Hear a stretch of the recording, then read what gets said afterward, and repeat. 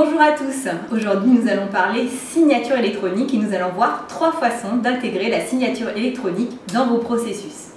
Alors la signature électronique, c'est ce qui permet par exemple de ne pas attendre les délais de la poste quand vous avez envoyé un contrat à un client au format papier. Et c'est encore plus important si jamais vous avez plusieurs signataires, vous n'avez pas à attendre tout ce temps, ça peut être relativement instantané. Et ça c'est vraiment très pratique. Il y a aussi le côté bien sûr dématérialisation de la documentation qui n'est pas négligeable. Donc nous allons voir 3 façons d'intégrer les signatures électroniques dans vos processus. Première façon, la tablette de signature électronique. Bon là j'en ai une, c'est une marque Bacom, mais il y en a plein d'autres qui existent.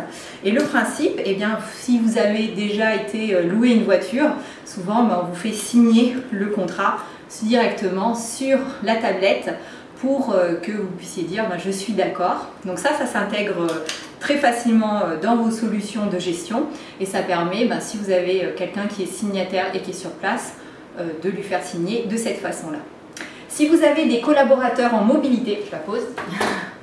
Si vous avez des collaborateurs en mobilité, vous allez sûrement utiliser la deuxième méthode qui est d'avoir un champ signature directement dans votre application. Donc l'application mobile, ça peut être une application, ça peut être un web mobile ou ça peut être tout simplement une application sur votre tablette ou sur un ordinateur portable tactile. Et donc le client va pouvoir signer dans ce champ signature. Pour les fans de CIMAX, vous pouvez utiliser un champ dessin qui va vous permettre d'avoir la signature et de l'enregistrer dans le document du client.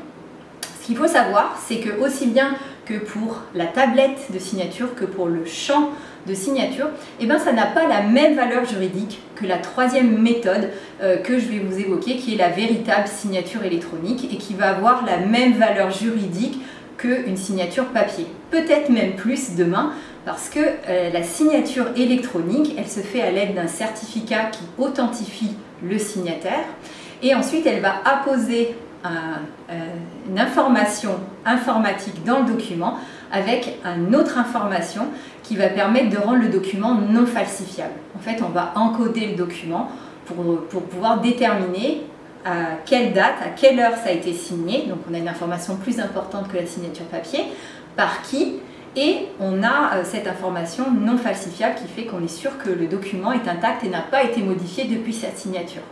Donc cette signature électronique, vous pouvez l'intégrer dans vos processus sur tous les éléments qui demandent une signature du client. Par exemple, vous réalisez un contrat pour un client, vous pouvez lui envoyer ce contrat avec un lien qui lui permet de faire la signature électronique et vous-même vous êtes informé quand le contrat est signé. Ça peut être pour toutes sortes de choses, tout ce qui demande une validation et une signature du client, et demain ça va se développer dans absolument tous les processus des entreprises. Nous reviendrons prochainement sur d'autres aspects de la dématérialisation, le zéro papier, parce que nous en parlons souvent dans notre chaîne sur les trucs et astuces de gestion, donc n'hésitez pas à vous abonner. À très bientôt, au revoir.